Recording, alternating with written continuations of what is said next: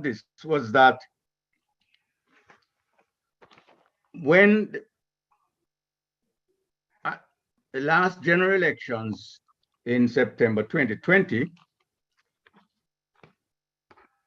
the party was that People's National Party, to which the nucleus, the core group of us belong or used to belong, realized that the PNP had been abandoned by the Jamaican voters. The party got only 16% support from the electorate, which was even lower than what it had got in the previous elections. So thinking about it, we decided that the answer was that we needed to recommend that the party needed to recommit itself to a reform of the two-level economy of haves and have-nots, which 60 years after independence still exists in Jamaica. We decided that what was actually needed by the party is two kinds of action. On the one hand, reform of the party, and secondly, a basic program of government aimed at reducing the gap between the haves and the have-nots. So we put out a document and discussed it amongst ourselves where the party reforms are concerned. The main points that we are proposing is that we should start out by differentiating strictly between members of the party and supporters of the party. That members need to have a higher level of responsibility, starting with realistic subscriptions proportionate to their income levels. And we are proposing amendments that would require each member to pay roughly half of 1% of income as subscription. Also, that there should be a probation period for members as well as for office holders. And thirdly, and very importantly, that there should be greater discussion of policy matters within the party, starting with annual conventions at the regional level, which should be devoted solely to policy discussions. The other wing of this program is a government program, the core of a program for governing. The first subject concerned energy, transformation of our energy policies. It is our view that we can eliminate Jamaica's chronic foreign exchange deficit by switching from petroleum to solar energy over a 5-year period.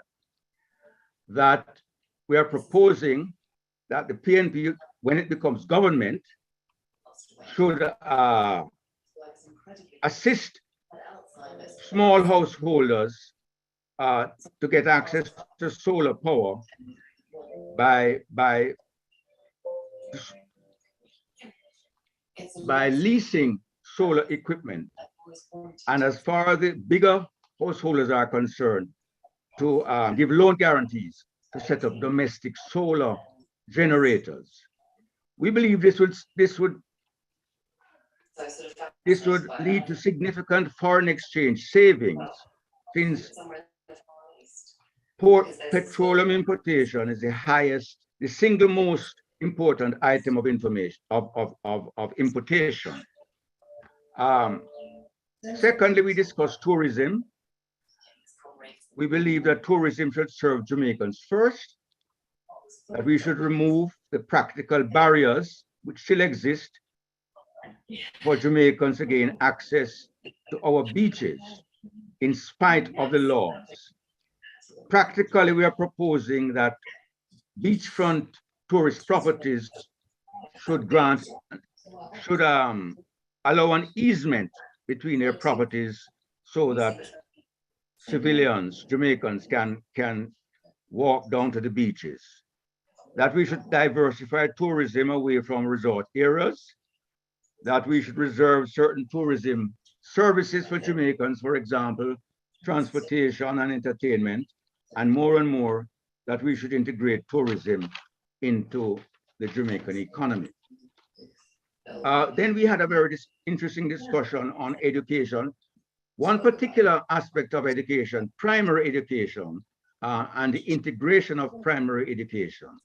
We believe that it is now time to put the emphasis at the primary level, since the earlier education starts, the more impact it makes concerning the life chances of the individual.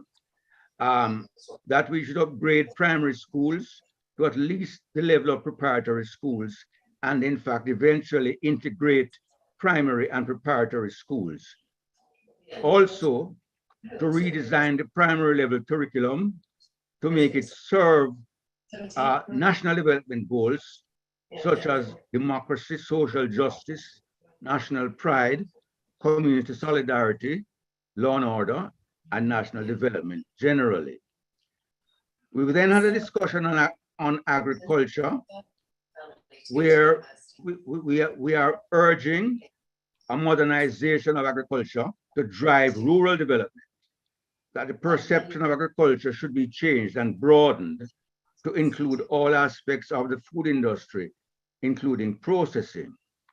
We're also proposing that we promote new style agricultural cooperatives as a solution to small farmers' problems. We discussed affordable housing next and urban upgrading.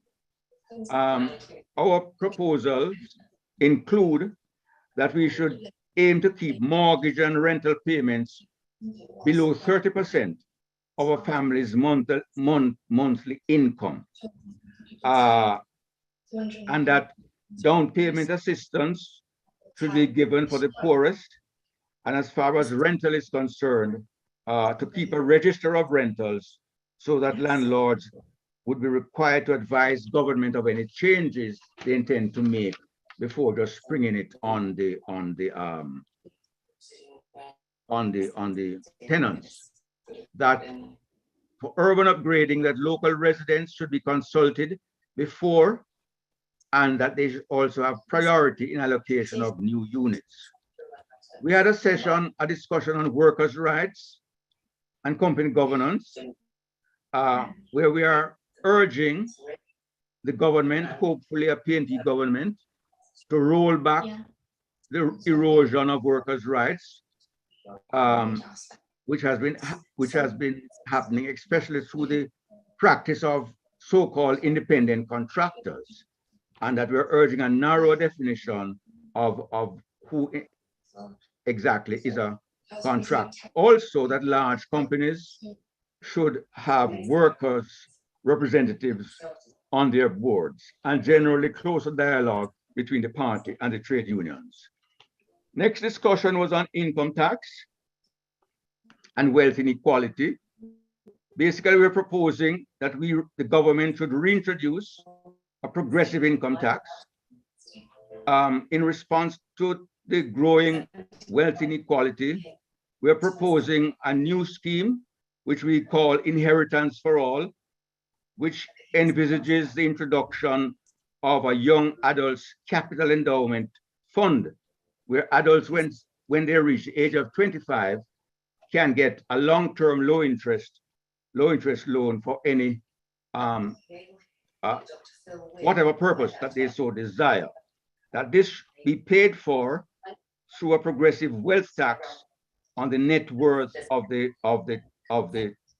top income, top 5 or 10% of the population. The last discussion we had was on local democracy, where we're urging a future PNP government to pass the long-standing community councils bill, to enact it as law, and also to give more responsibility and more resources to municipal councils.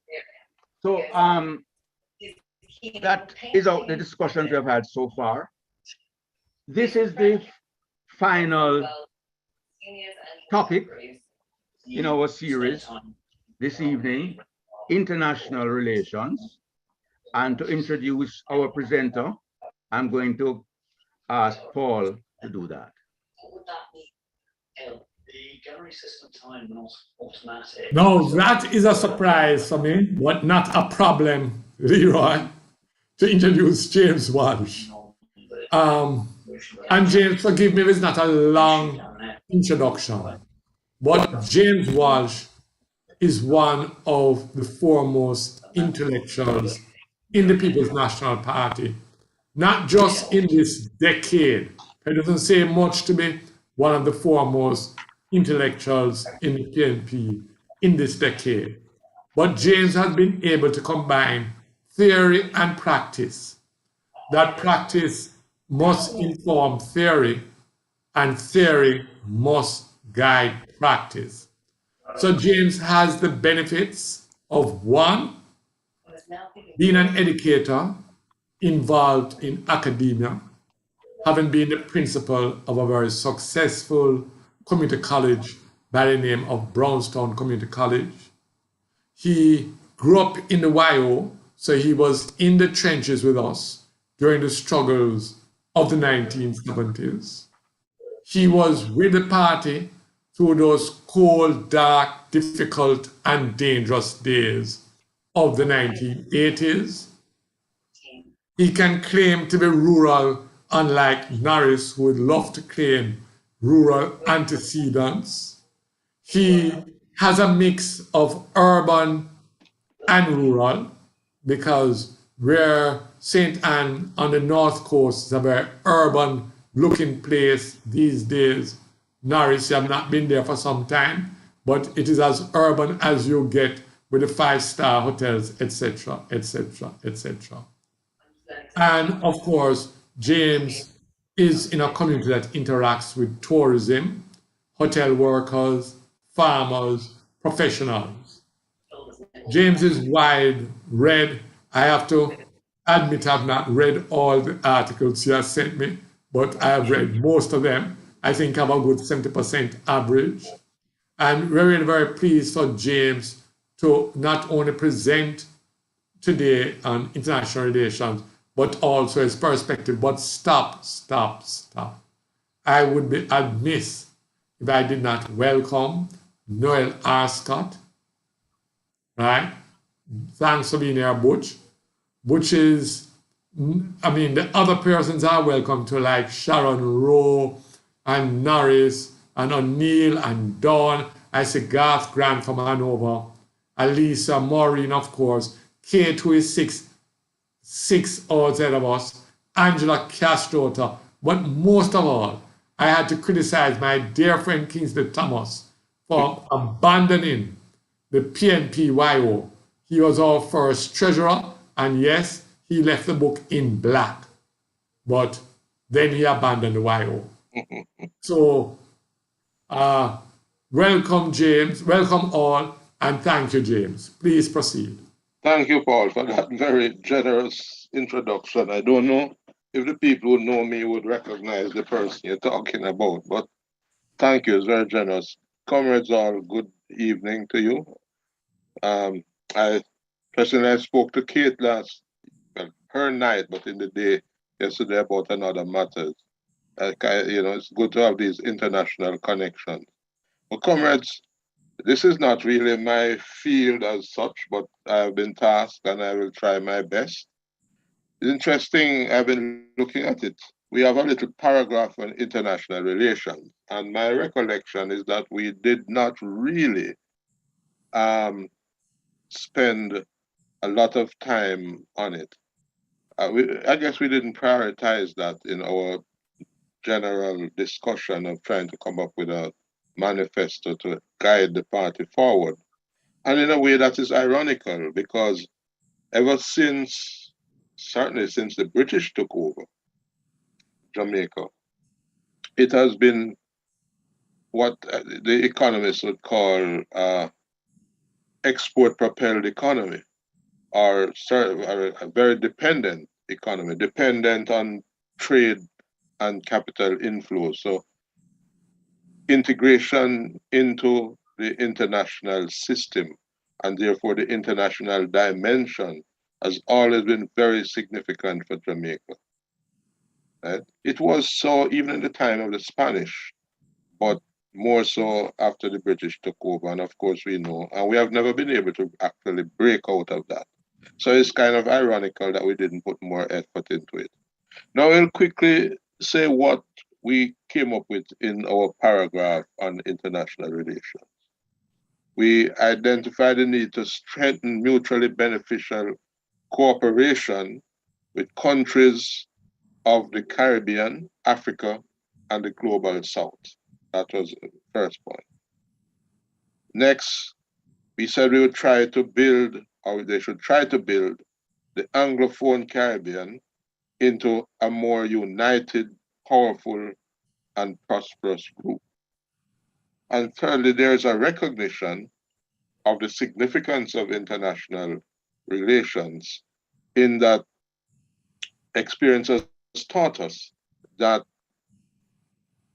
progressive policies are likely to be sabotaged by international forces, and therefore there is a need for a countervailing force of friendly countries to assist or to help us to resist the action or the sabotage of the progressive policies or measures by other countries.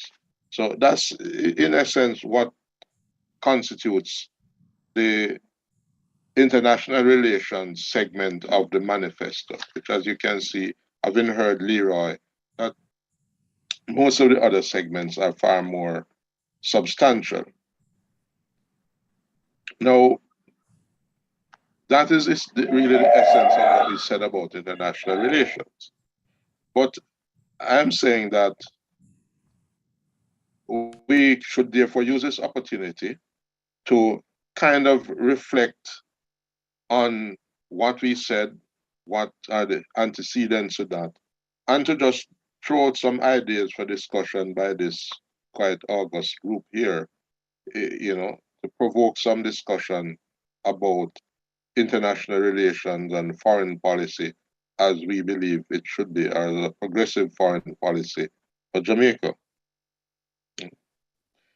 The points we made reflects, to my mind, the basic objective that we had of and that we are proposing, that we should have or try to have international links that are conducive to the achievement of national goals.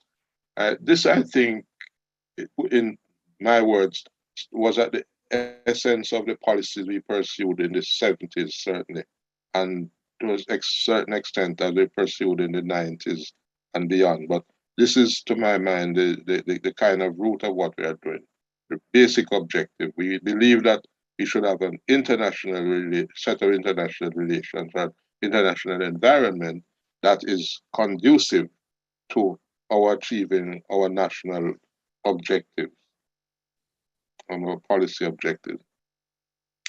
Frankly speaking, in the discussions we had, if I recall correctly, we didn't explore the intricacies of the current international situation. I don't recall us doing that. We didn't do that. Our focus was on, and it reflected, the traditional ties based on similarity of history, culture, and position in the global system. In other words, we are one of what is called the peripheral countries. And our proposal kind of reflects that kind of understanding of where we are, and the belief that that peripheral position has a resultant, produces the resultant similarities of interest between the countries of the Caribbean and Africa and the global South overall. You notice we didn't say anything about the North or the East. So that is where we were. Now, I am suggesting that going forward, we should seek to define what constitutes a progressive international policy, right? We should think and reflect on what is the desired world outcome, world order that we want as a country and as a progressive movement. What's the shape, what's the nature of the desired world order that we would like to see, right? That's a matter for thought and analysis. I think in doing this involves examining the current international system. What's the nature of this system, right? How is it constituted? What are the driving forces? What are the character of the relations and relationships between the different groupings and countries that make it up? That's one. We should also be exploring the features of the power structure of this system. You know, who is powerful, who is not, is power evenly distributed, is it skewed in one way or the other, etc. I know we know some of these things, or maybe all of these things, but I am saying that we need to articulate them, to look at them specifically and subject them to analysis and theorization. We also need to explore the implications of such phenomena as imperialism, which in the North at least, and the progressive people in the North, and to some extent in the South, is still a term and a phenomenon that has been subjected to analysis. We need to look, to my mind, at the implications of hegemony, international hegemony, and what it really means for us, or which allied to that has been what we call unipolarity, right? We need to also look at multipolarity, or I see recently they've been calling it pluripolarity. If we recall, in the 70s, we, of course, were a country that played a major part in international relations. Our leader, Michael Manley, was regarded as one of the foremost leaders of the third world and a spokesman for the mass of people in the third world, right? Jamaica had a great prestige at that time. And the things we did, the policies we pursued at that time, I think were possible because of the space that was allowed by the fact that the world was not unipolar. There was not one great hegemon who controlled the whole world, but there were two major competing systems, the United States and its allies, and the Soviet Union and its allies. And then the rest of us in the third world who had, because of that, among other things, had a certain freedom of movement. We had certain scope and options. So we had room to maneuver. And Michael Manley made a lot of use of the opportunities and the room to maneuver that such a situation created. Now, since the collapse of the Second World, as they called it, the Soviet Union, there was a period where the United States ruled the roost. It was basically such a great hegemon, it could do practically anything, including, as we know, getting members of the former Warsaw Treaty Organization to be part of NATO and encircling the Russians and all those kind of things, attacking Iraq, Syria, threatening Iran, not to mention Afghanistan, etc. So they had free reign. And countries like ours had to basically accept, to use a word that was very descriptive of some feudal relationships, had to accept the suzerain of the United States and the countries around it. There was no alternative to the IMF and the World Bank at all. not even the illusion or a whiff of an alternative as existed in the 70s and early 80s. So everybody had to respond and dance to one particular tune. Now, subsequently, with the growth of China, the spectacular growth of China since the emergence of supremacy or to the transition to Deng Xiaoping and his policies, which is something I think we need to look at too in terms of the realities of China.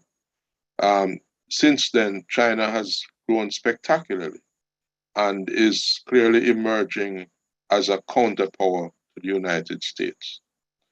And Russia has also, with, to my mind, a much weaker economic base than China as such, also re-emerged as a player on the world stage, partly because it has built up its military capacity, but also because of its significant resources. And after all, it is the largest country in the world. And it has a long history of imperialism, a long history of dominance of its region, etc. And of course, a very highly developed culture and social organization in many respects. So we have that now as part of the reality that there's the United States, which many on the left argue has reached its peak and is in decline, is that it's a winning hegemony. And that's one of the reasons why it is operating like this. And that China is the rising star, certainly economically, and set to overtake the United States as an economic power within maybe 10 years. As a matter of fact, I've been looking at some data that says that in terms of purchasing power parity, the Chinese economy is actually larger than the United States economy. Of course, another reality is that the Chinese have a population of 1.4 plus billion, and that's something that has to be looked at in very serious terms. Then, of course, there are the other countries of the BRICS system. We mentioned China, Russia. India is not to be ignored at all. It's quite massive in terms of its overall economic production, although on the ground it might not be so powerful. There is Brazil. There are other emerging powers like South Africa. And then there is also the Middle East, right? The traditional Middle East and the struggles that are going on there. So I'm saying that in developing our proposals in terms of foreign policy, these are some of the phenomena and the issues that we should be facing and analyzing, right? And to see what are the opportunities that the current economic situation, what are the opportunities, if any, that the current world economic structure, the configuration, the emergence of China, the emergence to some extent of India, the so-called somewhat decline of the United States, the growth of the European Union. I know there's been the Brexit thing, but the European Union is also a very powerful bloc. So I think in coming to craft a foreign policy, we need to examine the structure, examine all these different groupings and what kind of relationships we have with them, and what are the implications to see now where are our opportunities to achieve our objectives of development and social justice and economic advancement overall, right? We need to look at questions, to my mind, of what should constitute the strategy for dealing with the system. What should be the extent of our focus? Should we just concentrate on the South, the global South, and on the Caribbean, right? And on Africa? Or should we try to embrace everything or to select within that? Because we clearly can't relate to in any deep way to 180 odd countries, but what we need maybe to define what we believe are the significant countries. When I say significant, significant in terms of their significance for us. Which are the countries that are important to our achieving what we want to achieve? Specifically, clearly, China, we have to examine China. And the Chinese are very much here and they have done a lot of work here. I know people have mixed feelings about the Chinese, and to some extent less than they had about the United States for historical reasons of prejudice, etc., etc. But China is a phenomenon that we must examine, we must look at. Are we going to follow Biden and them and try to exclude China and remain under the domination of the United States without any alternative? Or are we going to go over to the Chinese orbit and also now leave ourselves exposed, not having any alternative? How are we going to be able to, juggle between those realities? How do we relate to the Belt and Road Initiative? How do we relate to the Chinese? Because clearly they have money, they can lend us things, and they are tremendous workers, etc. But one of the things that can have a political implication, they have taken over the distribution system. Well, I should say distribution. So the retail segment of the distribution system in Jamaica. I don't know that there is now a town in Jamaica that doesn't have maybe a majority of Chinese businesses in the retail. In St. Ann, in Ocherous, in St. Ann's Bay, in Brownstown, in Alexandria, in Claremont, in Money, the Chinese dominate the retail trade. And I'm not anti-Chinese by any means, but we also have to look at it. To what extent are they able to dominate because of greater efficiency, greater effectiveness? Or is it that they have greater privileges and they get advantages that they are exploiting so that they are not really more efficient than our people, but they are able to exploit advantages that are built in because of taxation or just because they can manipulate the system?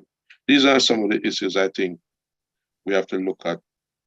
This now, of course, is a local issue, but it has political implications. I was saying, as Paul said, I'm still involved for the time being in local politics. Those of us who are active in local politics know that we need to draw on the business sector, especially since the 1980s, since we put the socialist thing on the back burner. We have to develop a relationship with them. We go to them, we get contributions, we get people to work and so on. Now, when 20 years ago, there were 5, 6 supermarkets in St. Ann's Bay, for example, that we could approach for credit, for contributions, etc., and so on. Today, there is one owned by a man who is a comrade, fortunately, although he had a little,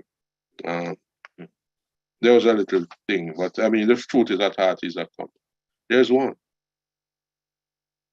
And most of us are not able, not most of us, we are not able to go to the Chinese and get any kind of contribution from them. Sometimes you go to them, anything they don't want to understand, they say they don't understand English. That's one of the strategies we are going to have to, because if they are going to be here in that way, we are going to on a political level. And I'm departing from international relations, but as a political practice, this is one of the issues we are going to have to look. Anyway, to get back to what we were, the main event or the main topic. How, should we form alliances with countries? So which countries should we form these alliances with? Right? What are the priority issues that we need to raise? Those are some of the points I think we should discuss. And at some point, as the central question is, for us, what are the characteristics of a progressive foreign policy? Right? What is the desired world system that we are going to work towards? Right? And what are the guiding objectives and principles of progressive foreign policy? I know I haven't given any answers really, I've just asked questions, but to my mind, having looked at what we had said in our manifesto, to build on that, we need to ask these kind of questions and analyze these. And in thinking about it and closing now, one of the things that struck me, and I've been observing the situation, one of the problems that I've found with our party in recent times is that we are no longer a party of serious thought and analysis. Well, if we are, it is in a sphere that I don't have access to. As a matter of fact, I recognize that to a large extent, we seem to have adopted the neoliberal framework, right? And therefore, we are not able to effectively critique the kind of policies and behavior being put forward by the government and by Nigel Clark. And we are swallowing their assumptions as to how to do things and whether you should do things that benefit the broad set of people or you should target it. And of course, the reason for targeting is that what they are trying to do is to create a situation where rather than doing a measure that affects a broad group of people who then might not even give the government any specific credit for it, you want to get them to apply so you deal with 30 or 40,000 people who somehow you can then reach out to for a political purpose, who see that as it's a kind of patronage system that they are putting in place. And I don't know that we right now have the ideological tools, we are doing the intellectual work to be able to sharply critique and attack this kind of behavior, to deal with what the government is doing, what should I call that, or the disrespect or the disdain with which they hold Jamaica, where for 2-3 weeks, the price of petroleum goes up by $3.50 to $4 per liter. And then for a week or every other week or two, it goes down by 25 cents. And there's our party isn't able to mobilize anybody on that basis. Right? These are some of the issues. So although we're talking about international relations are never divorced from the national situation, especially in countries like ours that are so tightly integrated into the international system that, whatever happens internationally has significant local impact. Comrades, those are my thoughts, my suggestions. As I said, there are not many conclusions, if any, but those are the issues I want us to raise and look at. Thank you very much. Thank you very much, James. We're now going to throw the, I would say the floor, but the forum open. Open for anyone who wants to comment and make a contribution. I see a few hands up, which means that many people understand the system. For those who don't understand, who are neophytes, let me tell you how this thing works. If you bring your mouse down to the bottom of the screen, the bottom right-hand side, you will see something called reactions. If you click on that, then on the reactions, one of the options there is raise your hand. Once you raise your hand, I will recognize you in order. And the order I have right now is Coromantee Norris, followed by Kingsley, and then Sefton.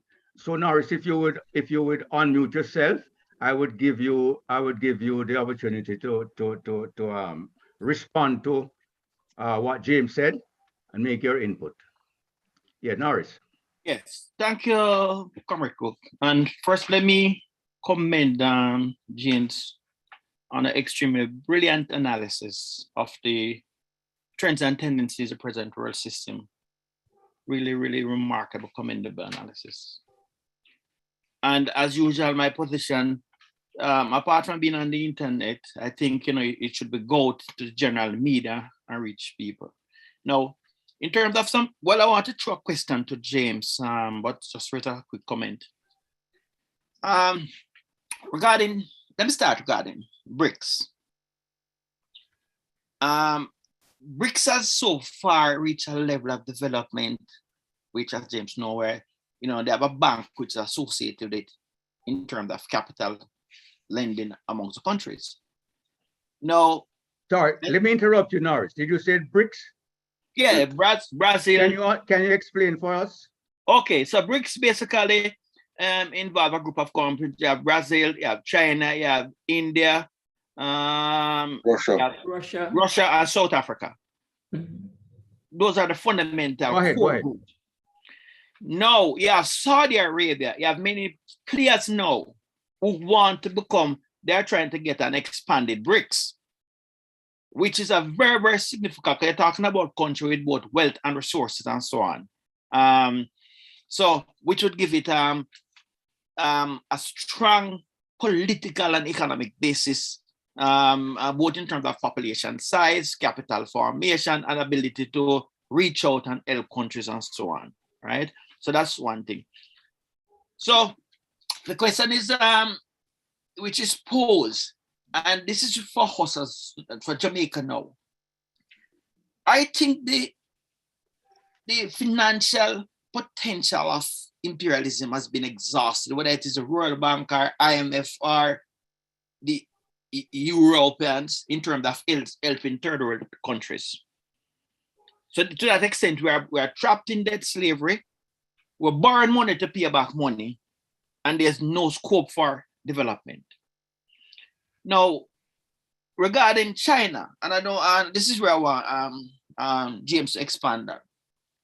If you remember Michael Manley, one of his theses, his key thesis was for democratic socialism was a road between both systems, whether capitalism or communism.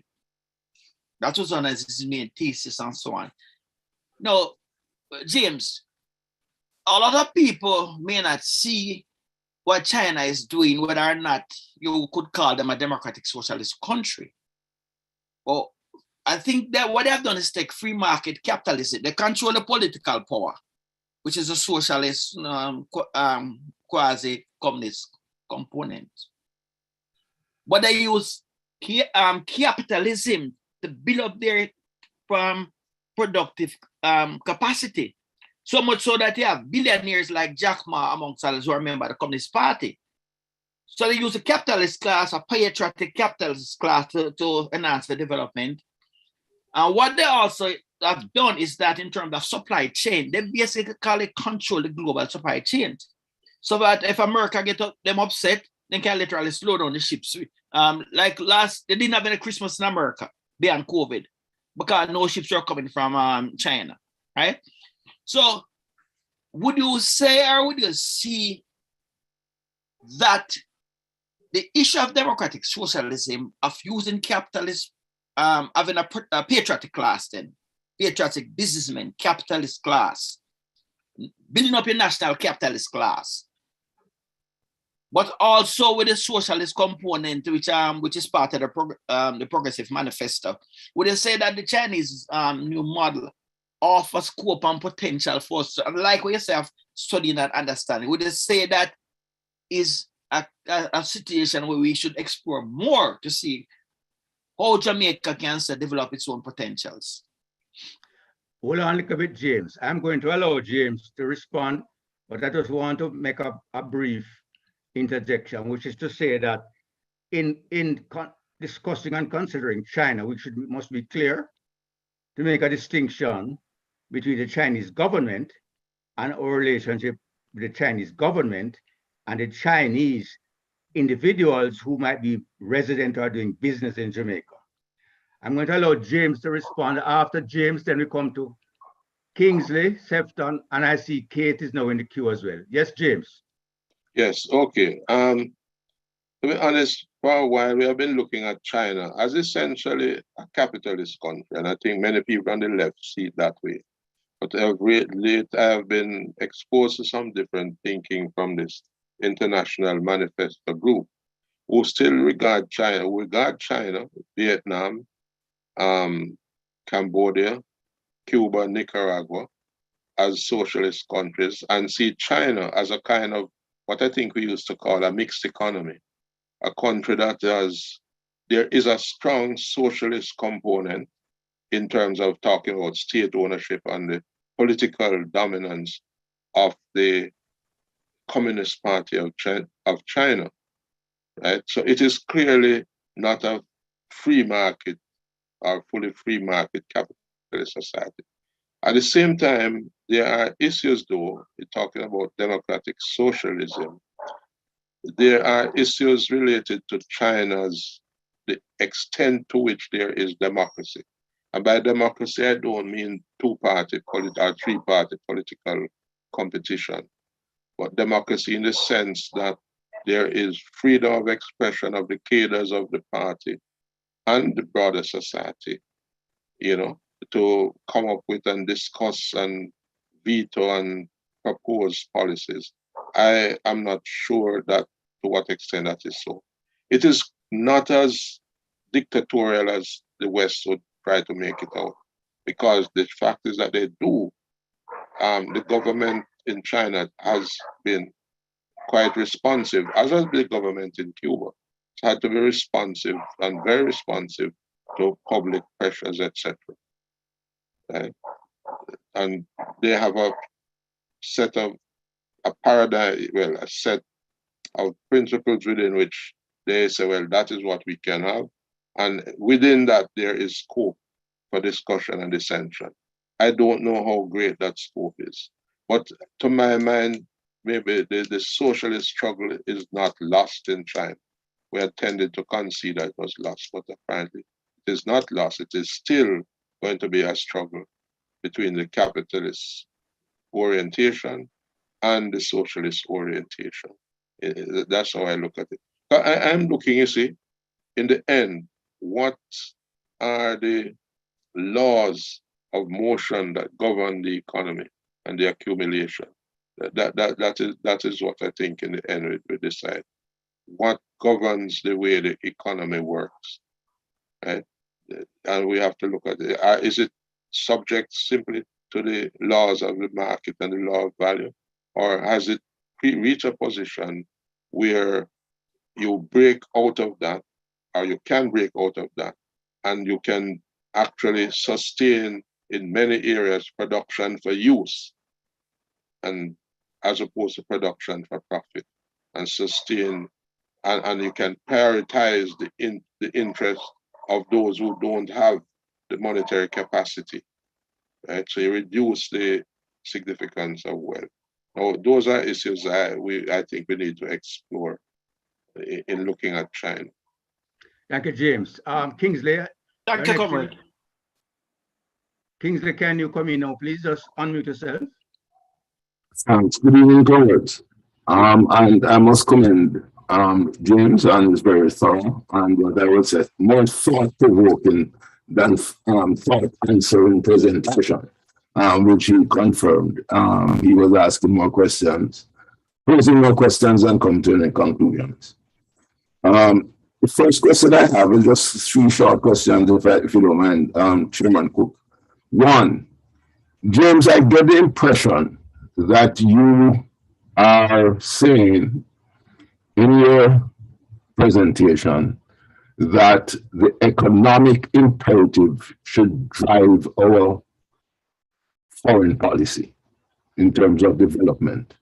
Now, I ask that question in the light of the period when Michael Manley took certain stands, serious stands, based solely on principles which probably affected seriously our economic position and development. I recall clearly the stand he took against South Africa, supporting Cuba and Angola, which were then not popular, right, with our main benefactor, the United States. Okay, so I like to find out basically what is the driving force, should be the driving force of our foreign policy, whether it be principles or economic. And is there a happy balance, right, which we could have to ensure that, principles are not necessarily sacrificed, right, on the economic altar and vice versa. The second point I'd like to make and ask, well, you could answer that, but let me just finish because it would give you the opportunity to wrap around, what I'm saying to formulate your response. The second is in terms of alliances. I'm sure we're all aware of the non-aligned movement. Norris, I think you have spoken on that or written on that on one or two occasions, which was a body of countries which came together, non-aligned, at a time when there was what I would call a bipolar world. No, there's a tripolar world, with China, Russia, and the United States. You mentioned, the polarization or the different polars. And that institution was very, very active during the up to about 10, 15 years ago. I recall going to meetings of the NAM and listening in on the positions that they took. Okay, so I like to find out if you have looked at the non-aligned movement as one of the groupings to engender this alliance among similar entities in terms of the world landscape. The final issue I'd just like to make, and this follows up on Norris's point, I hope I'm not speaking too long, but the Chinese we are operating, I've looked at very long, very hard. I know they operate. They could be accused, right, of unfair trading practices. They come with low-cost funds, right? And I've had a personal experience when a certain facility was to be built. And I had got the financing for it. And a set of Chinese came into my office the day and said, man, they are interested in dealing with this facility and that they would bring 2% money to do it. So I'm looking at 8%, so go to the Minister of Finance. And they went and they got the contract to build the facility. But when you look at what the China Development Bank does, they borrow in the Chinese market at rates of upwards of 5%. They lend the developing countries at rates as low as 2%. The reason for that happening is the following, and I have a practical experience of this. I mean, numerical, worked out. The facility was supposed to cost $26 million US. The China Development Bank gave the government a loan of $36 million US to build the same facility. We calculated that half of that money, 18 million, was the actual cost. 18 million, right, was the actual cost. What happens is that the other 18 million was shared between the contracting company and the China Development Bank. So you are not paying 2% on 36 million, right? You're paying a rate on the 18 plus 9, that's $27 million instead of on 36. So that the rate wasn't 2% because the principal was low. And that is what I consider unfair trading practice. And they continue to do it, and that is something which we need to recognize. But it is linked, James, to the first thing, whether economic will drive, regardless of how we get the money. There is a question of principles. Thanks very much. Thank you very much, Kings. James, you are going to actually coming back. But before you come in and respond, I want to say where the Chinese question is concerned. It seems to me we need to have a special question, a special session on China and China alone and China and so on and so forth, because I don't think that the discussion this evening that we're in a position to go into the complexities of a kind that Kingsley has raised, for example. But James, if you recall the first 2 points that Kingsley wanted you to, Yes. to respond to, one about should economic factors, imperative drive our foreign policy, or should it be principle, or what should the relationship between economics and principle as far as our foreign policy is concerned? And the second one has to do with alliances, in particular non-aligned movement and whether and stuff like that.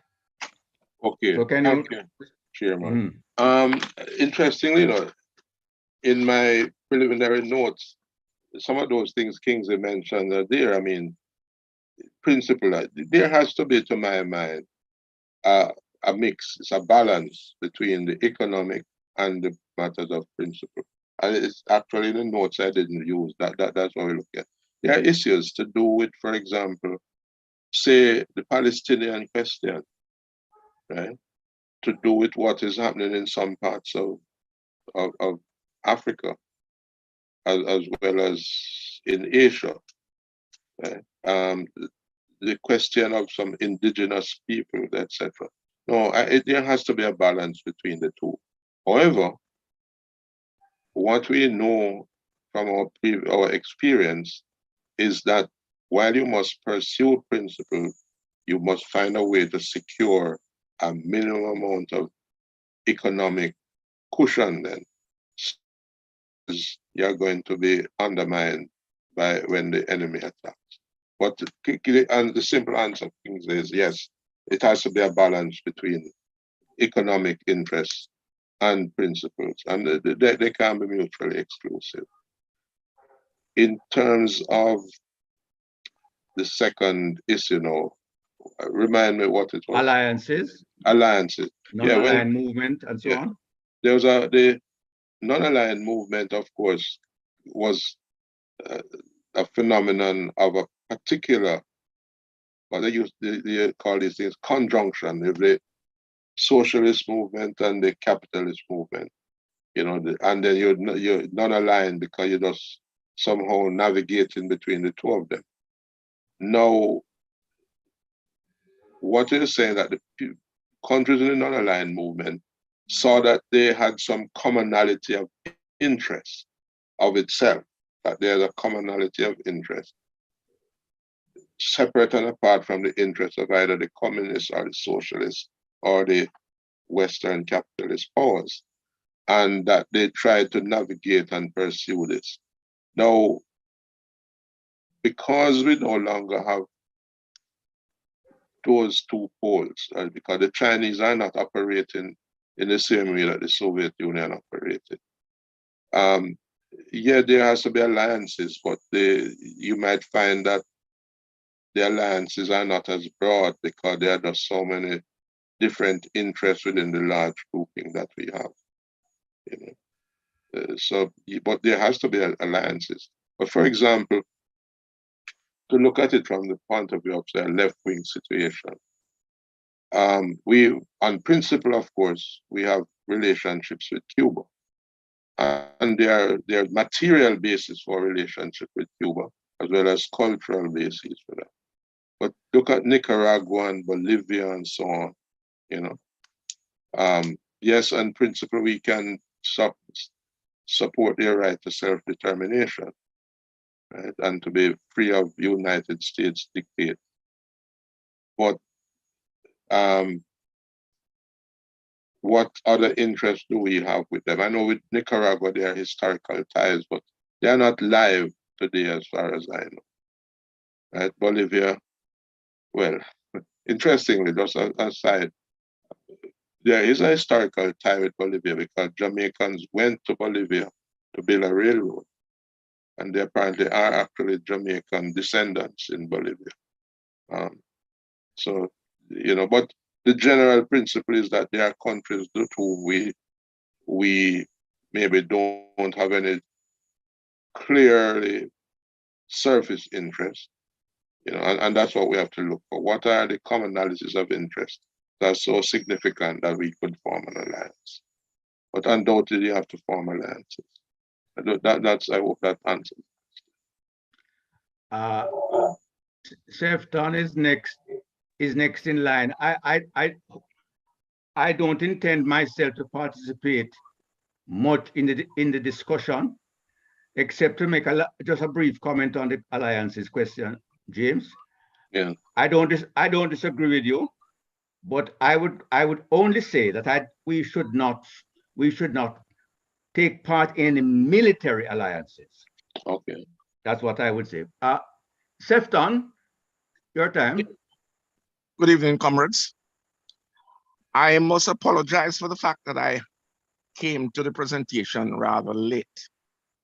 Nevertheless, I'd like to commend James for dealing with a very difficult subject based on the fact that it has many dimensions. I will just about say that our international relationships are driven by a government that perceives its national interest within the global sphere. For example, Jamaica's international clout has diminished significantly since the disappearance of the non-aligned movement. A typical example of that was that the influence that Michael Manley had as a influential member of the non-aligned movement was the International Seabed Authority, of which Jamaica had significant support. And when Manley lost the support for Jamaica, having the headquarters of the International Seabed Authority, lost support among a lot of countries. In addition to that, because of cultural reasons, we had a significant interest in the liberation struggles in Africa.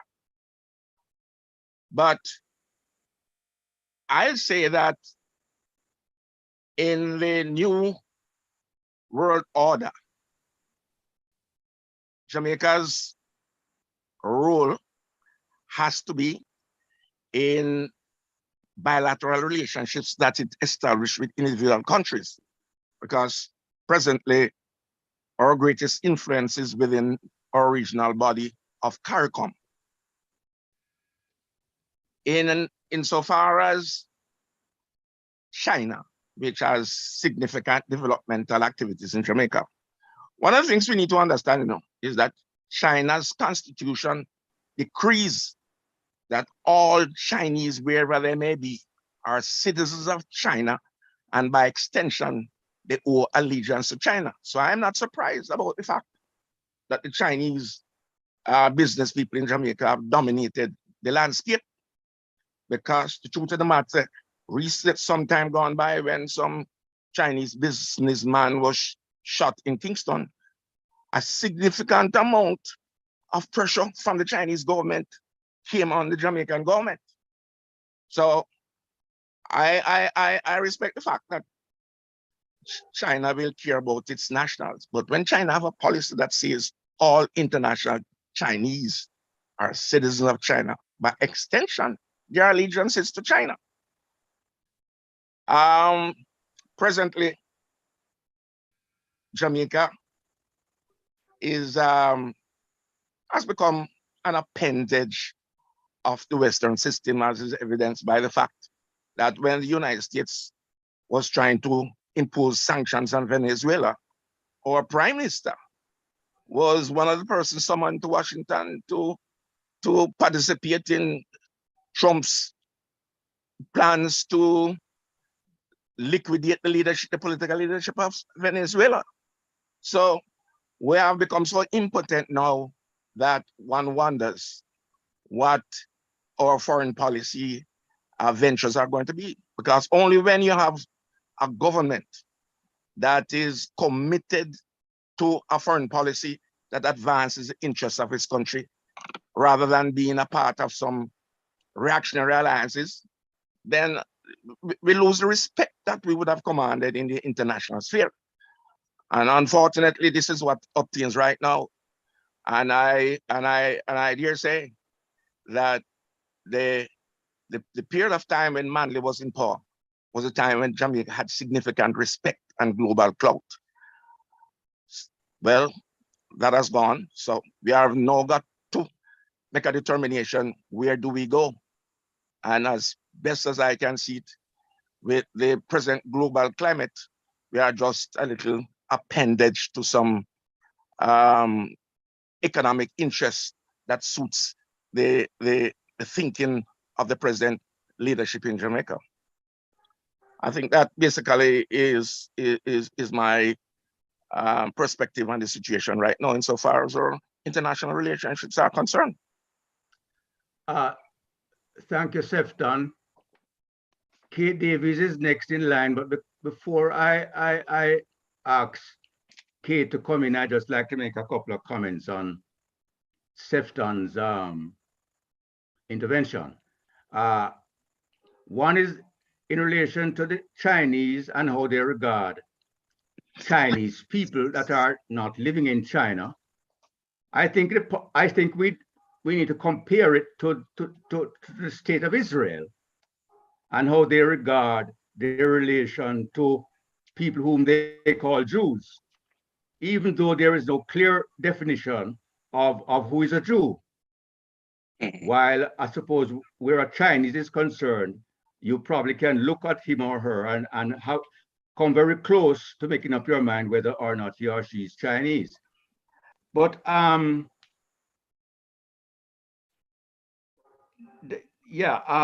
the other thing where the Chinese is concerned, though, I think we must be very clear.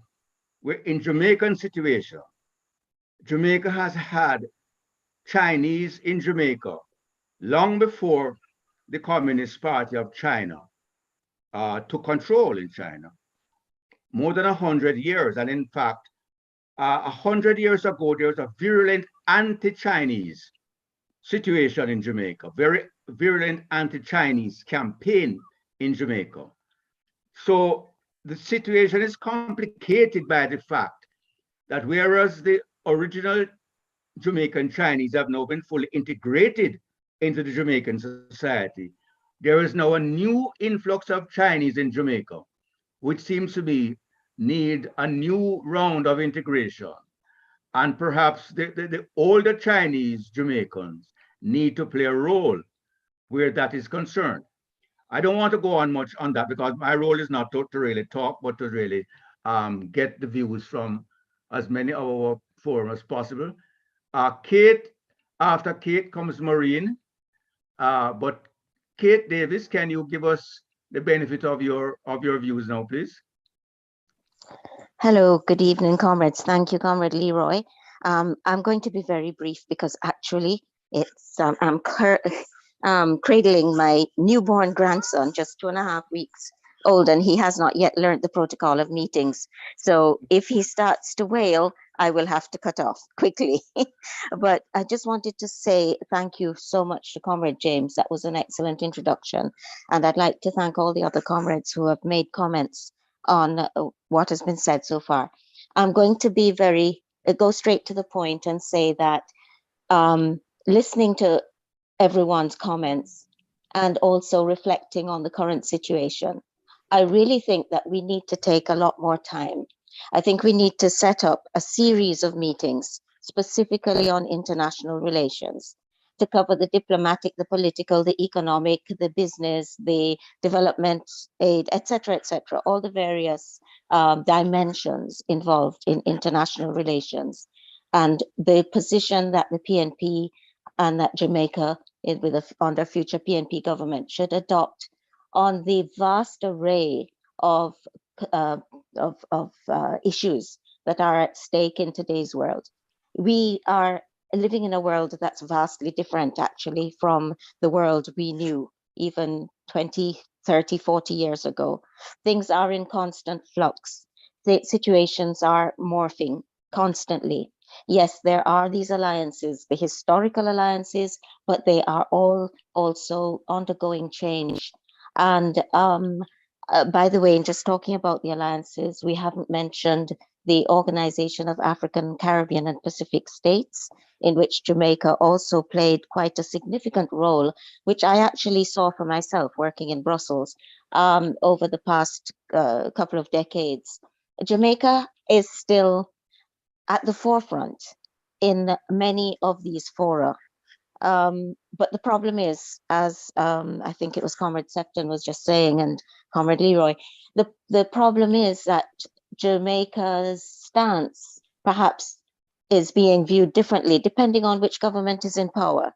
But generally speaking, I think we still have the historical respect that was created and established by Comrade Michael Manley in his leadership of the non-aligned movement, and Jamaica's participation in the United Nations in years gone by, and in Jamaica's involvement in CARICOM, in the non-aligned movement, of course, in all the various alliances and organizations that we've been involved with. And I think we can still, in a manner of speaking, recover that and build further on it to adapt to the changing circumstances internationally and regionally, so that we can tailor our foreign policy, our international policies, to be able to feed into what is being done globally and to feed in a constructive manner. One comment I want to make, it really hurts me, and I'm not talking about Jamaica, but as you know, I've traveled widely, and I've been involved in a multitude of meetings of all sorts. And something that really pains me is when I see countries from the developing world arriving cap in hand and begging. And that's something that I think that, I'm not saying Jamaica has always done this, but we have to move away from that sort of mentality as well and go back to the mentality of Jamaica in the lead, Jamaica putting forward the progressive policies to the world, not just for our own national interests, but for global issues, how to deal with global issues. We've been doing this on and off over the decades, but we need to continue doing this. This is my opinion. And also, when talking about the balance between socialism and is it a sort of hybrid system, etc., with capitalism and all of that, I agree with what comrades were saying about the importance of the economic side of our relations and as well as the political. But I keep thinking that an idea that I think should be promoted truly and really put forward both nationally and regionally and internationally is that of ethical business relations, ethical relations in all spheres, in fact. But when talking about finance and economics, ethical relations should be emphasized. Just one little minor point on the question of the Chinese. It's too vast a topic to discuss here, the whole issue of China and its stance vis-a-vis the rest of the world and the developing world in particular, etc. But I have had to chuckle when I think it was Comrade James who said that when certain Chinese business people don't wish to discuss something, or authorities, they suddenly say they don't speak English. Well, the Confucius Institute does have of Chinese classes at the University of the West Indies, and there's an increasing number of Jamaicans, young people, learning Chinese. So we will soon, hopefully, have a whole group of Jamaican interpreters and translators. So not to worry there. Anyway, and that is just as an aside and a slightly humorous note. And with that, I'd just say, yes, let's keep on working on this, comrades. We really need to develop, fine-tune, and address the issues that Jamaica will have to tackle on the international scene, because Jamaica is still respected. Maybe not in all circles, but Jamaica, I hate to use this term, Jamaica as a brand. Jamaica is known for our historical contributions and all our contributions in other spheres, such as sports and music, but also in international politics. And we need to build on this. Thank you. Thank you, Kate. Maureen Denton is next in line. But before I ask you to come in, Maureen, I want to just make perhaps one comment on Kate's contribution. I think she said we should move away from the cap in hand attitude to foreign relations, which apparently is more and more in vogue nowadays. I think that relates to Kingsley's point in terms of economic imperative and the relationship between the economic imperative and principle in our foreign policy. It seems to me that the more principled we are in our foreign policy, the stronger we might be in terms of getting the economic benefits that we are looking for through our foreign policy. Second and last comment on what Kate said, though, in terms of Jamaica's respect, the lingering respect for Jamaica, which was created by Michael Manley's leadership and so on, I would add to that, that is not only Michael Manley, but the many Jamaican professionals who have worked in international relations, both in service to Jamaica and also in international agencies like the United Nations, also must count as a positive, as a feather in Jamaica's cap. Maureen Denton, please. Thanks and good evening, comrades. And thanks, James, for the very thought-provoking presentation.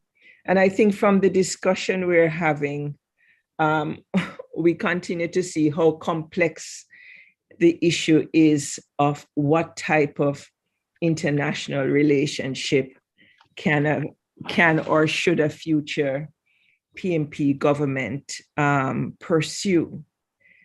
And we start with the challenges that we don't have the economic power to wield or to follow an international relationship policy that allows us to focus on what is in our national interests and also on principle, right? Especially if you take the point that Kingsley raised, are we going to be, where will we put the emphasis on our economic interests or on pursuing principles? And we paid, as he pointed out, a certain price for that, and many countries have done so. And we have gotten weaker over the decades post Michael Manley. And therefore, that becomes really a tricky thing because we don't have the economic power to stand on principles. We don't. And in terms of political power, We don't have a Michael Manley that goes out there and builds these bases and these network, etc. And we don't have a non-aligned movement at this time where several countries similar to us in terms of where they stood joined together as a force to try to eke out international policy that would help to serve their interests. So we really have a serious challenge here as to how we're going to do that. And there are existing groupings. We have CARICOM.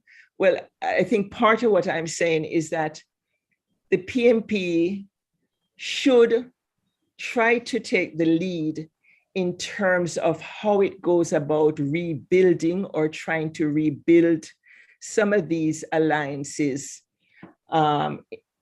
notwithstanding the global situation that in a way is very transactional at this time.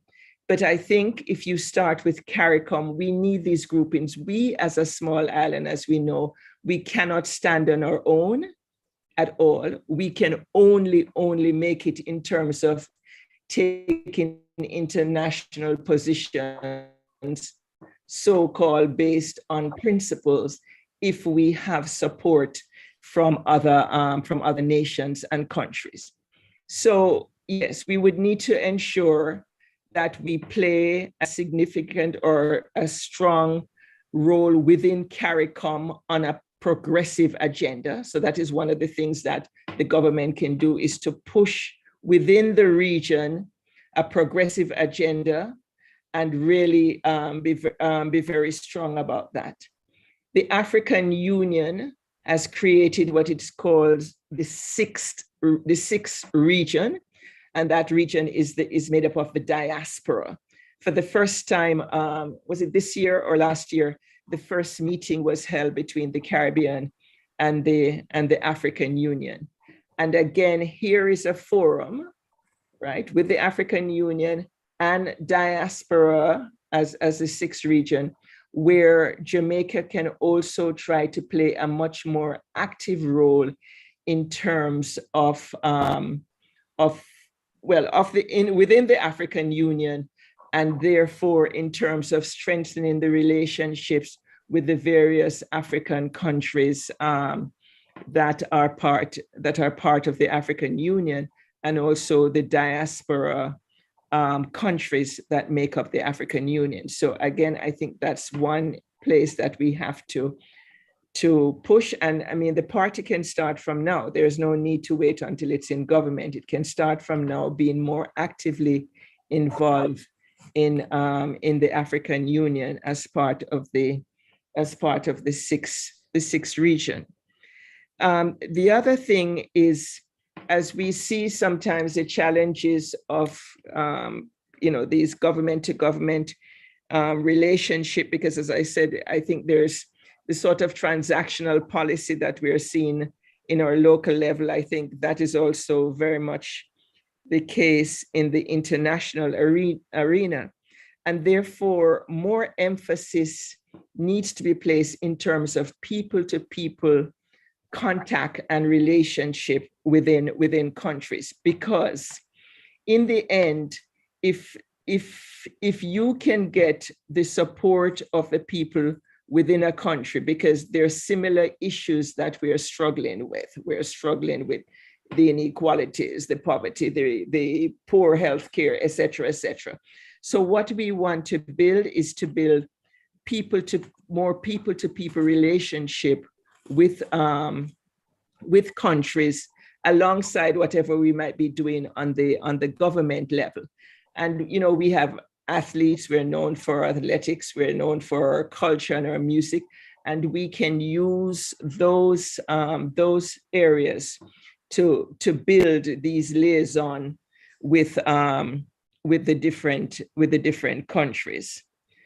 And so those are my main thoughts in terms of the issue as to our international relationship. The whole thing with the Chinese and even some of the statements that Kingsley raised, I mean, that's just a serious one. If we look at our whole construction sector, that has basically been decimated by the Chinese contractors. Our contractors, our local contractors, are still held to certain standards. They must provide protective gears. They must do this. They must do that. The Chinese companies are not held to any of those standards. So even in terms of competitive bidding, they are at a disadvantage from the get-go. In terms of equipment and what our contractors, the price they have to bring in equipment for, vis-a-vis what the Chinese can bring in equipment for, again, at a further disadvantage. And they're just, I mean, several of those, you know, as I remember going to Linstead, and some of the supermarket owners and others were complaining that the Chinese, you know, they'll set up their retail shops or whatever it is, and they have absolutely no bathroom or whatever in there for their workers. And their workers have to come and use the bathrooms at the gas station or at another facility. And how our health inspectors, etc., do not do anything about those issues. So I think we're not saying at all that we're anti-Chinese. I think we have to recognize the role that they play, their objectives, the national interest that's being pursued by China through its contractors, etc. And we see this not just in the Caribbean. You see it, you go to wherever part you go in Africa, you see the growing numbers of Chinese and Chinese business there, and the different things that they're involved in. So again, and there is a pushback from many of the countries in terms of the Chinese. And again, this is where one tries to form alliances and to have groupings that you can get together to try to push back. We don't have the individual strength, but through these groupings with persons and countries suffering the same issues and challenges, that we can try to work on alignment. So the government, the party needs to work on trying to rebuild a non-aligned movement, call it whatever you want to call it, but a coming together of a community of countries and people who are experiencing the same situations that we are experiencing. Thank you. Thank you very much, Maureen. I see Kingsley Thomas's hand is up. I'm not sure if it is up a second time or whether he just didn't take it down the first time. No, it's up a second time, Comrade Chair. And allow me, allow me to apologize after getting to a JCOBA meeting on another platform. So I'm going to depart, but this platform will still be up, right? Because they are calling me into a JC All Boys meeting, and I have to attend. I will allow you to make any comments you wish to make before you depart for your JC. No. Just happen to see Kingsley here. Forgot to welcome Gerald White Davis, formerly as a Sefton, as a Jennifer Clark. I think I have everybody now who has joined us. So very good presentation, very interesting presentation, very informative. It has opened my mind, my parochial mind in many ways. Thanks, everybody. And I am departing, but the platform is still up. Okay, before I bring in back Kingsley, just a thing or two about Maureen's presentation. What I took away from what she was saying is that with the complexity of the present world situation, we need to start somewhere. And perhaps we should put our emphasis at this time in CARICOM. That is where we should start in terms of building up a group of like-minded states you know, to build our strength from the CARICOM level before we start, we once more reach out to other countries further afield.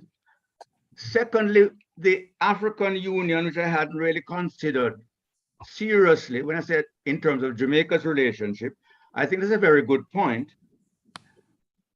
Not just the African Union as an organization, but I think we should also be very clear that in Africa today, there are a number of countries, not many, a few, but who are making significant strides economically, and who in a very short time should become, you know, meaningful players on the economic scene.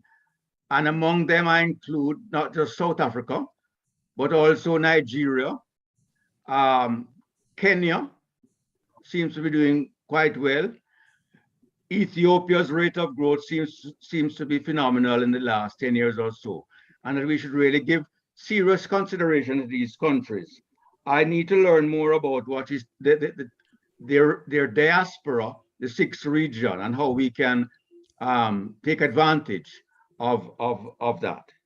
As far as our people-to-people suggestion is concerned, I am not sure exactly how we would work, how that would work. So I don't know if she wants to give a little closer definition to that suggestion of the people-to-people, building of people-to-people contacts within similar countries before I bring in back Kingsley. Maureen, you want to say anything on that?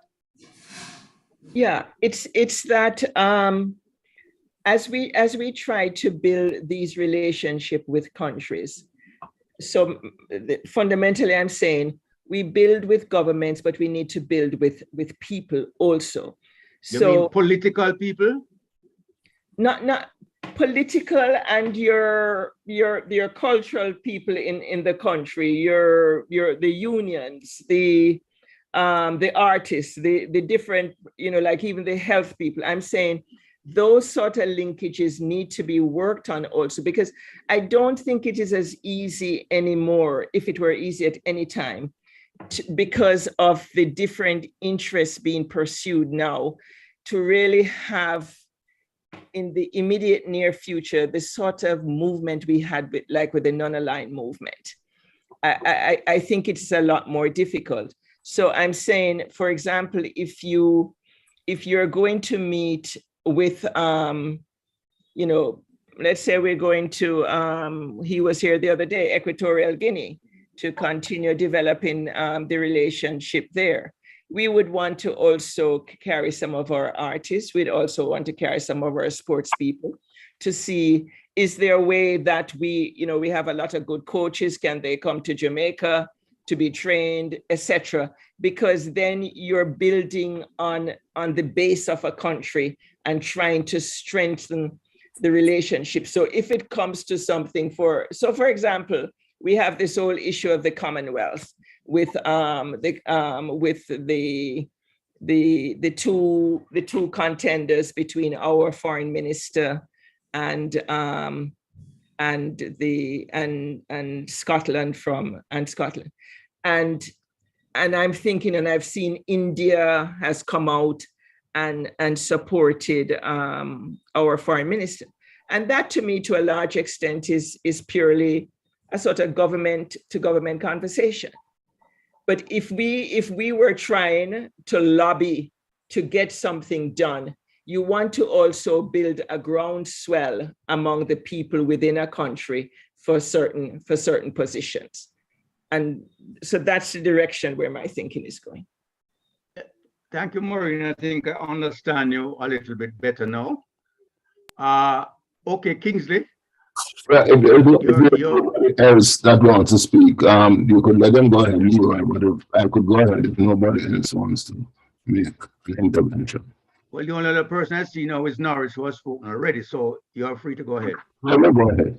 And General, I see that you are enjoying a meal, so thanks. I'm sorry I can't join you. All right. Yeah, thanks very much.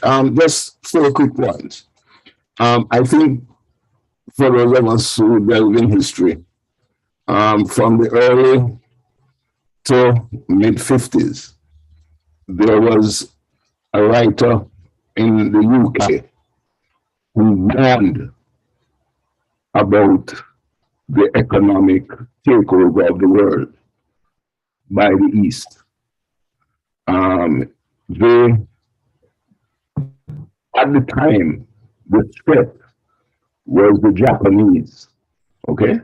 But then you remember Japanese was, on a high, and he warned of what he called the yellow peril.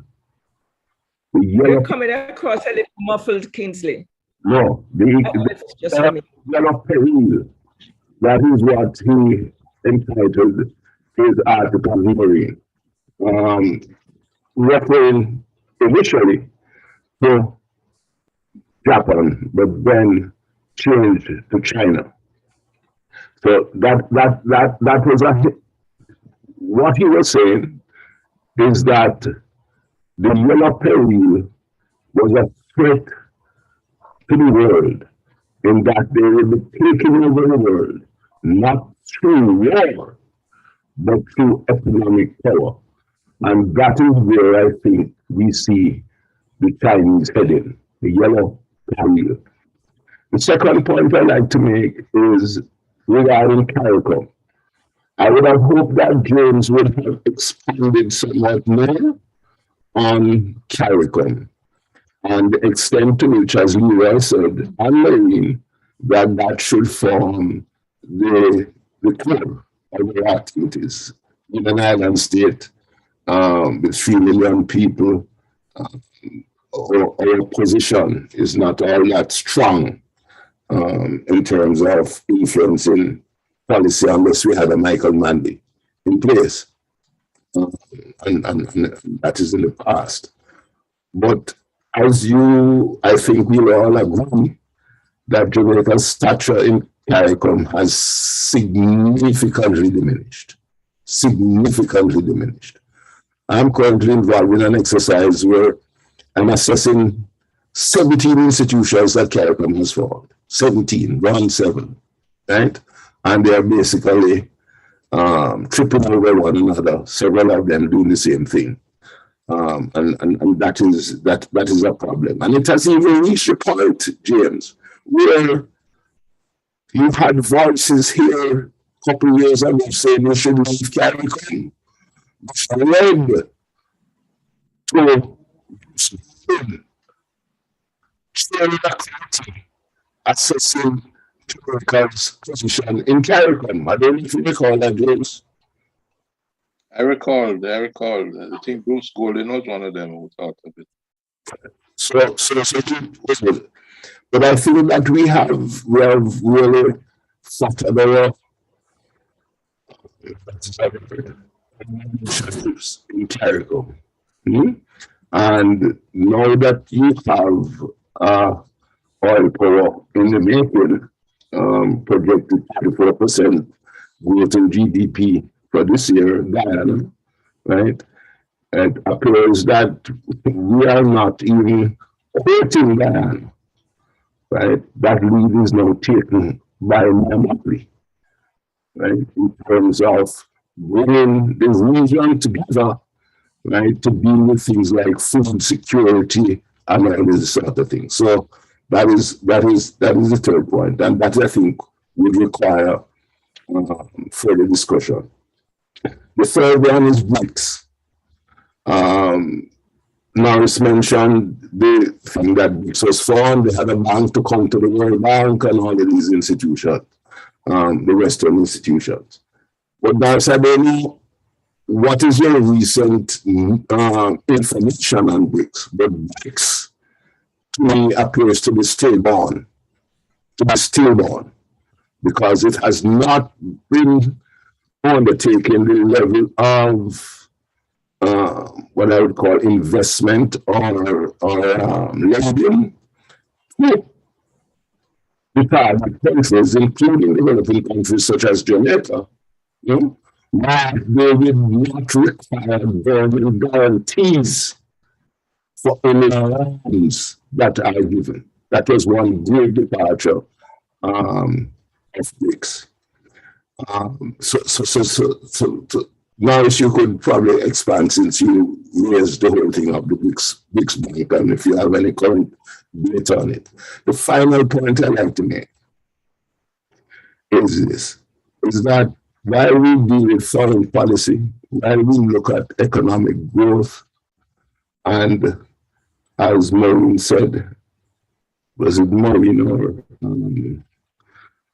or Kate said, this cap and hand approach that we have adopted, which is not only a dependency which we have on external sources for development, but is also a system which is reflected in our newspapers every day, where they devote 4 pages to people handing out things, which I consider total disgrace, and is something which engenders this dependency of Jamaicans, including Lansing's paper, right? To engender dependency on people. Jamaica is not a very poor country.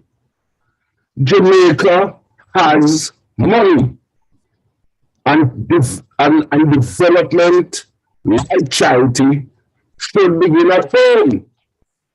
We are investing net after our borrowings in excess of $3 billion United States dollars in the United States. We are investing our net international reserves is $3 billion. And because we are caught in this trap set by the World Bank, set by the IMF, right, that we must have this balance overseas in order to be considered creditworthy, right? It's a ploy. It's a ploy to use George Beckford's terms, to keep us in persistent poverty. Right? I recall when we were going through the throes of COVID, I spoke with you and our mutual friend Richard Miles, then the governor of the bank, regarding getting PPEs, getting vaccines, right? We got a quote for the vaccines, we got a quote for the PPE equipment. I told him it was $25 million US. He said to me, that is chicken feed to what the government. Was any money spent? No, none. And this is it. We keep all of this money overseas, invested in the United States, right?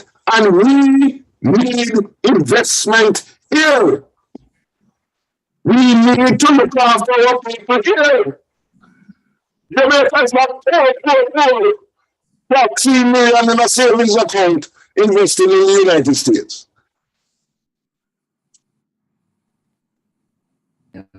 Yep. Kingsley, I assume you are through.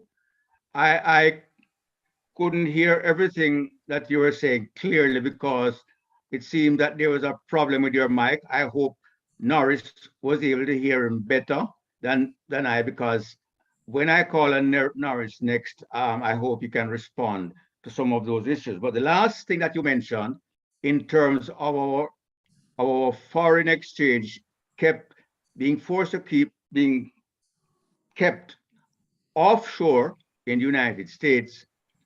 Well,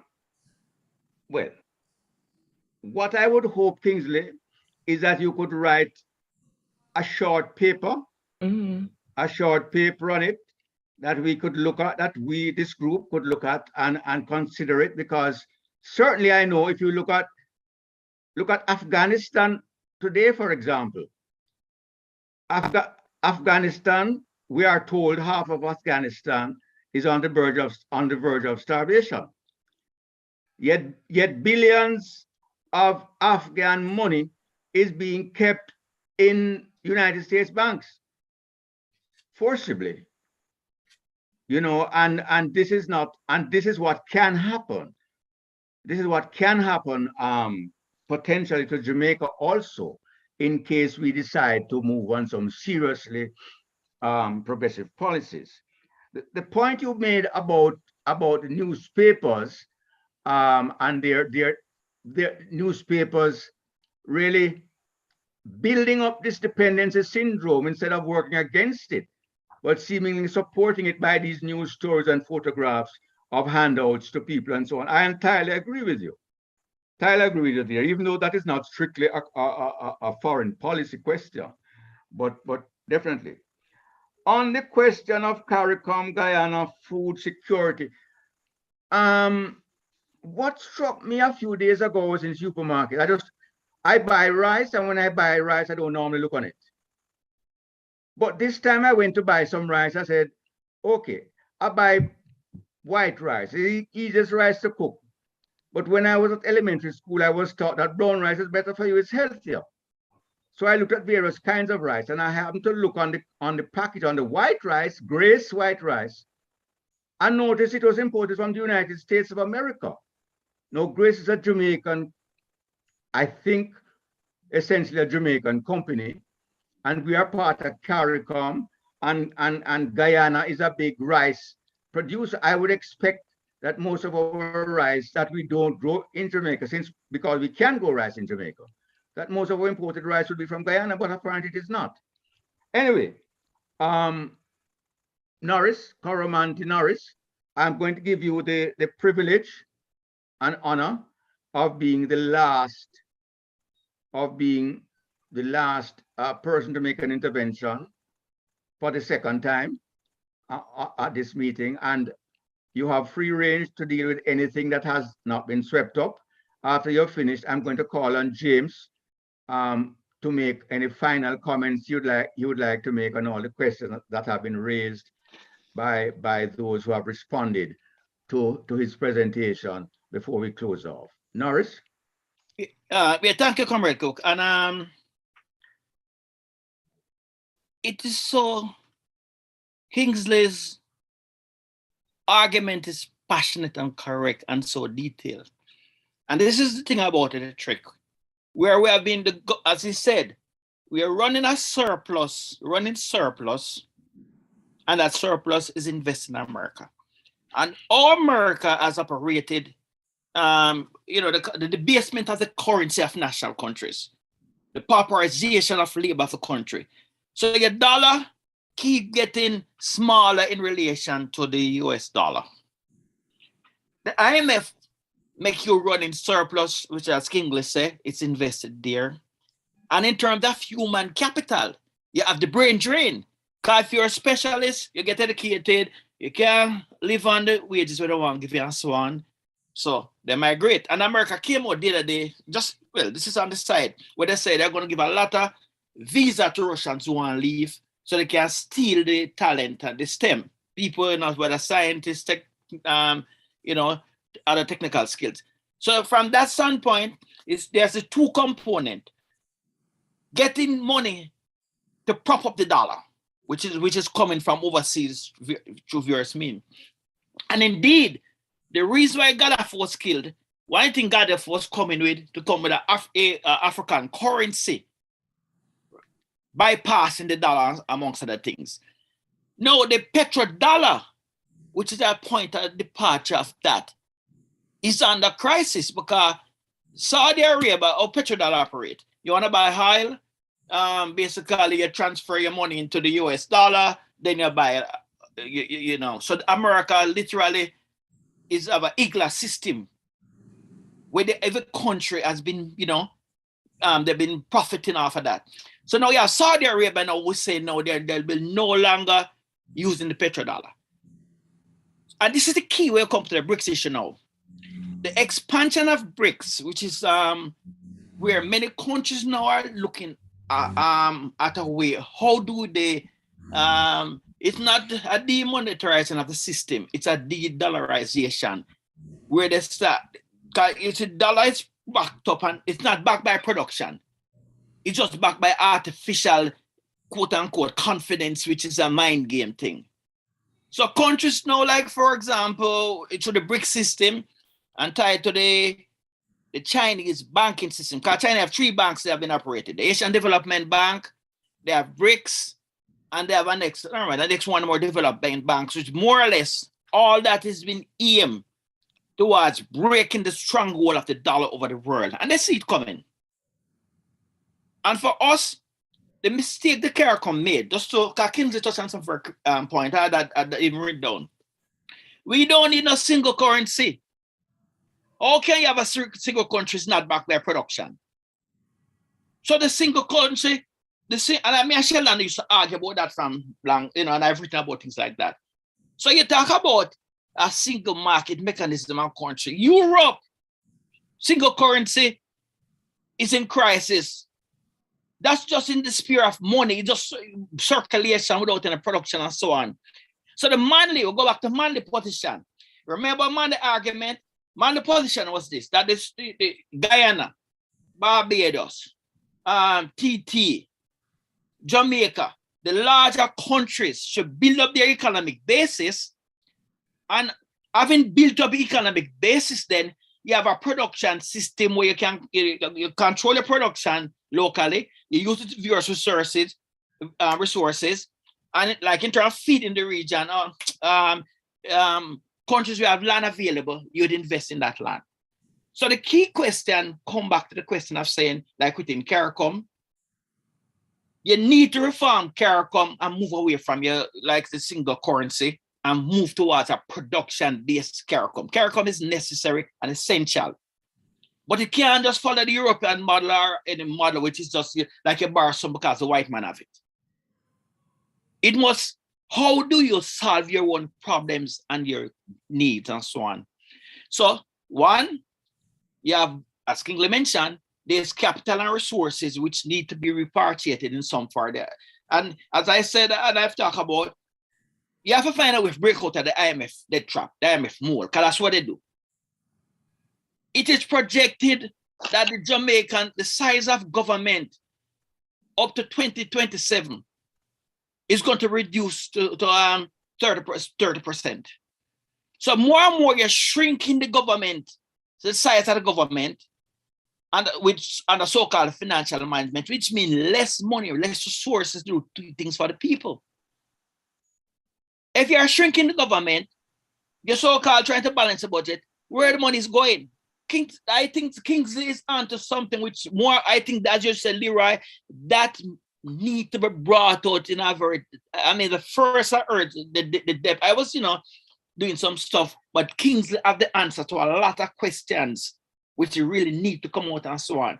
So to wrap up, the question of CARICOM, we need a single currency. CARICOM is necessary. Move away from the single currency, right? The question of getting our money for investment purposes, find a way to get out of the IMF debt trap. The pauperization of labor is based on that. Cheap wages, cheap labor, the basement of the currency, like right now our dollar less than 1 cent, that's how America has been able to dominate the world. But they're in crisis. Why are they in crisis? The war in Ukraine and the sanctions, the Russian ruble is one of the strongest currency right now. It has backfired. Why? Russia have gold, Russia have oil, Russia have natural gas. So when you have resources, when you're a resource-based society, you are able to win all of the things. And so within the Caribbean, we need to find a way to expand production. And last quick point, the diaspora. No, more in point. African diaspora. No, you see, we need the Jamaican diaspora also. Okay. Yeah. Right? So we have the African diaspora, but we have not been sufficiently networking the 2 or 3 million people who are overseas. Right? Can I remember all too Fair Club? Remember the Progressive League? The PNPYO was formed of using people overseas amongst other things. So we need to get back to that fundamental basis. They have a Jamaican diaspora forum which meet I think I'm going to register to get into the meeting. But I'm saying, like the group here, we should get involved in the diaspora also, which was the original fundamental basis and so on. So those are just my quick take on some of the issues then.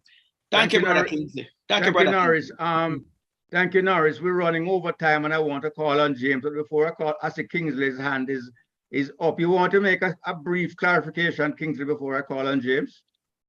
I expect honestly that we will have had greater participation by several persons who have not said anything, and that you should probably have called upon them as the chairperson to say something and to get their views. But just 2 points, if I may close. One, CARICOM is one of the most opaque institutions that exist.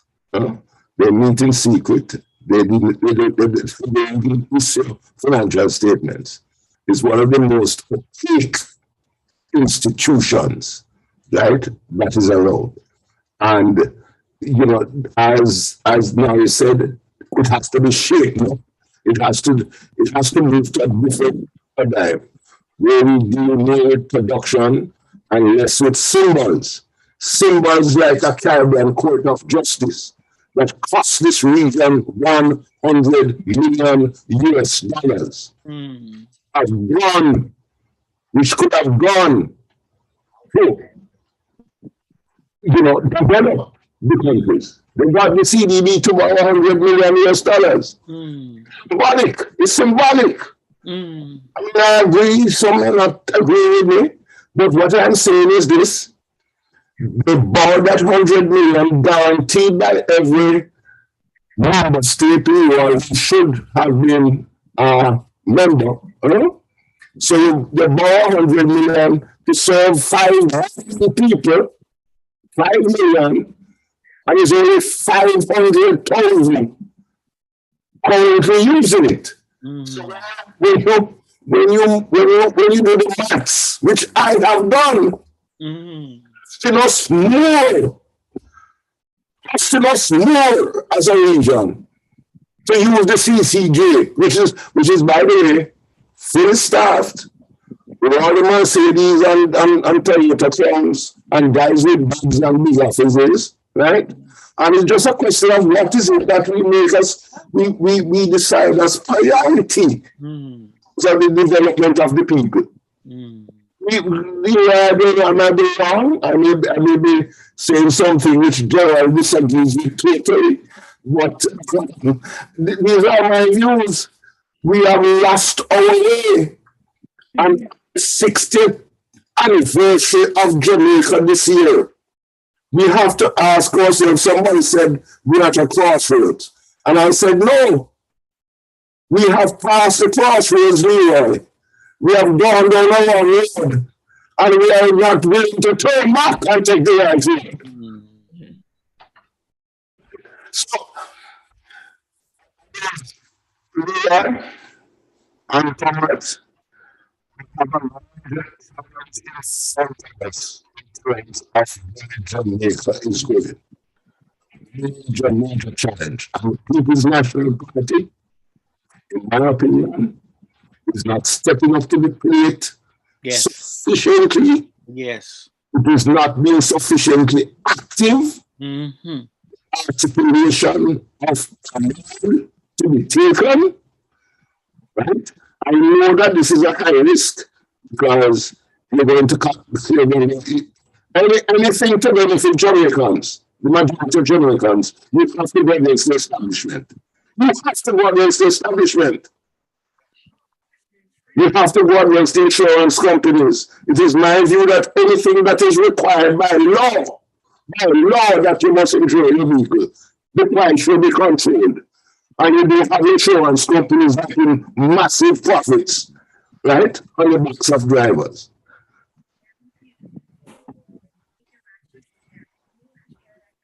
Okay, thank you. We're going to have to end our discussions at this point, except for James, who I'm going to invite to make a brief summary a brief wrap up based on a response to the responses to his presentation. Thank you, Comrade Chairman. Comrades, well, I don't know if I can summarize all of it, but I am really pleased with the responses in that we have raised, have tackled both the issues and the questions I raised and other questions.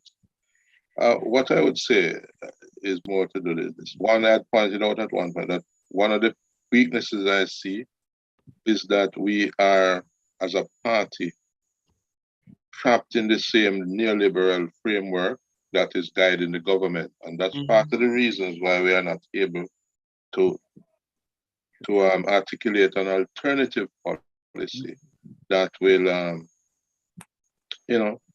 that will garner the support of the people. The potential is there, but the truth is that in many respects, we are sharing the same thinking that the government has. Right? We are not taking a different point of view, a different perspective. And that's why we accept some of these things. And they have their reasons for doing that. And listening to Kingsley, it brings home to me again another point I made, which is that as a party, we have stopped doing serious thinking.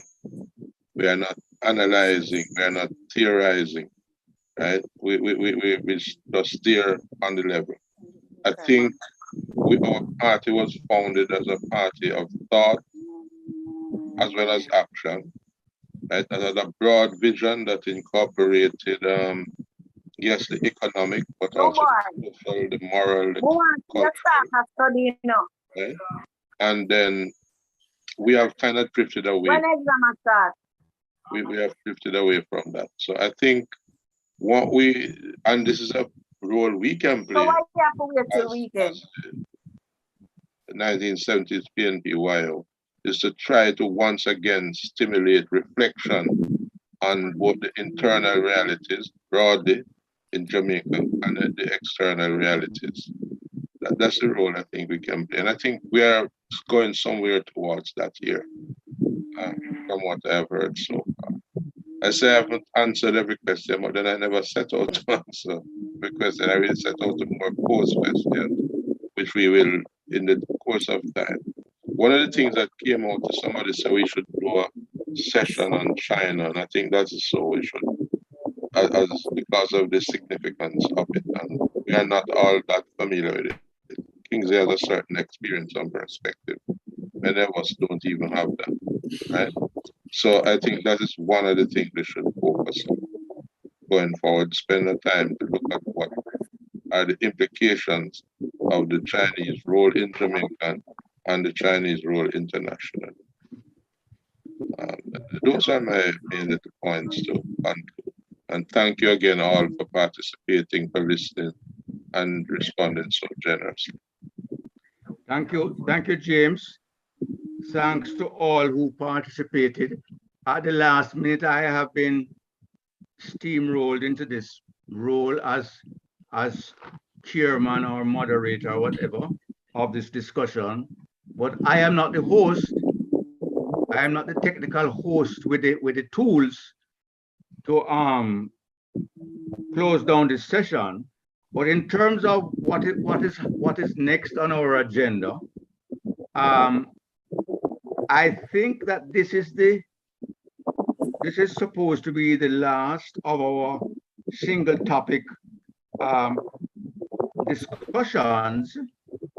And what I see on what I have in front of me, which has not been confirmed, is a meeting with party leadership to be determined, meeting with the vision committee, that is the Bogues committee, to be determined, etc. But I think also that I see here a plan for a symposium on the manifesto. And what I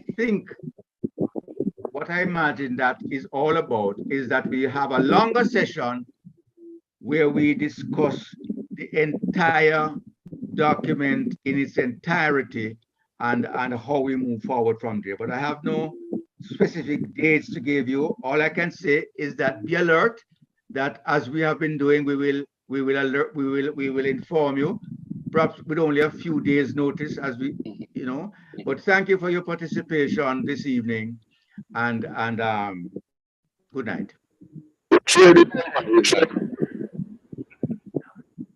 Thank you. And good night and thank you. Thank you, Comrade Leroy. Good night, comrades. James. Good night, Congrats, comrades. Kate. Congratulations, Kate.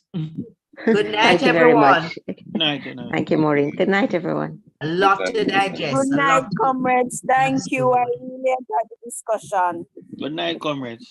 Yes. Thank you, Night. Comrade Dawn. Thanks for all those who spoke. Good night, Dawn. Night. Night, Sorry, Dawn, couldn't night, share what I was everybody. eating with you, Kingsley. Enough respect, Comrade Kingsley. You're powerful. And Comrade Kingsley, we have to talk on other matters soon. I don't know if tomorrow suits you.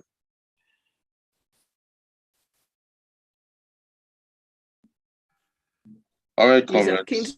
Thank you all for your participation and the enriching and enlightening discussion.